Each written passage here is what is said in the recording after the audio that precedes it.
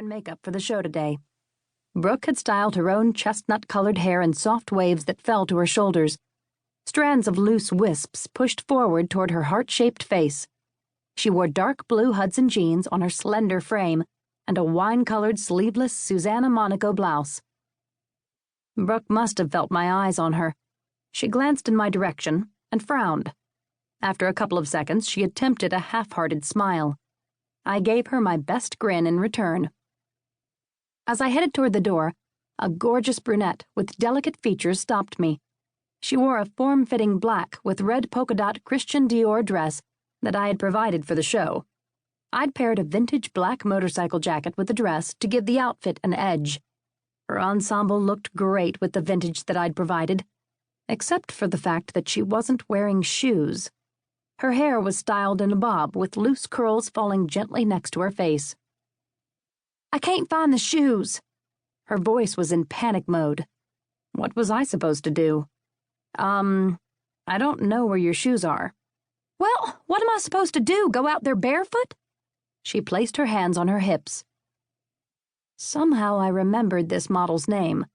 I'd met a lot of models over the course of the past couple of days, but Hannah O'Neill stood out from the rest. Maybe it was because she yelled a lot and had been known to throw things at people. Like my grandfather would have said, she was as mean as a rattlesnake. I had a feeling if she had her shoes right now, she would throw them at me. A petite blonde stomped over to us with a pair of black stilettos in her hand. "Here are the shoes. And remember to put them back in the bag and hang them with your outfit when the show is over." The 4.5-inch Jimmy Choo heels made me want to drool. Hannah snatched them from Megan's hands, obviously not impressed by the gorgeous shoes. She was probably used to wearing stylish items like that. "It's about time," Hannah exclaimed as she stormed off. "She has such a pleasant personality, don't you think?" Megan rolled her eyes. "She's a real doll," I said. Megan McKinney was Melanie Lee's assistant. I didn't envy her job. She worked under this kind of pressure all the time.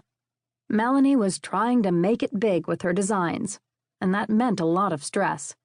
I didn't see why Melanie wouldn't be successful because the items I'd seen so far were gorgeous. It didn't look as if Megan had had much time to decide on her outfit for the day.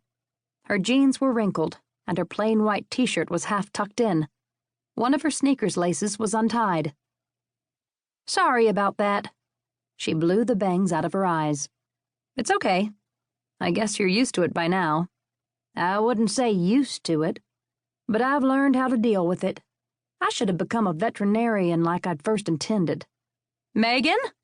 Melanie yelled from behind a rack of clothing. I'd better go. She rushed off when Melanie yelled her name again. I stepped out from backstage. A large crystal chandelier hung from the middle of the room. Swaths of white fabric were draped across the ceiling and pulled against the walls as if a dream of glitz and glamour. I hardly recognized the room. Before its makeover, it had been nothing but beige walls and hardwood floor. I took a seat at the front of the stage. With white folding chairs crammed into every available spot around the makeshift stage, the place was full to capacity. There must have been at least 300 people here. Needless to say, I was excited about the turnout. Being a part of the action had been thrilling, and it would be fun to see the final outcome. I just hoped none of the models tripped while on stage. A woman in her mid-30s with short black hair sat next to me. She wore a form-fitting red and white dress that hit just below the knees. I didn't know the designer of the dress, but I recognized the woman from being backstage earlier in the day. I'd seen her leaving a red dress on one of the racks. Chandra Jordan also designed clothing, but I wasn't sure if she had any pieces in today's show. Casting a glance my way, she noticed me watching her. "Hello." Her clipped tone let me know she wondered why I was staring at her. "I'm excited for the show. Do you have clothing featured?" I asked. "No," she said dryly. The music pumped a little too loudly from speakers behind the stage, and the models streamed out one by one. I was happy to see that they had all worn my vintage pieces correctly. None of the items had gotten mixed up with the wrong outfits.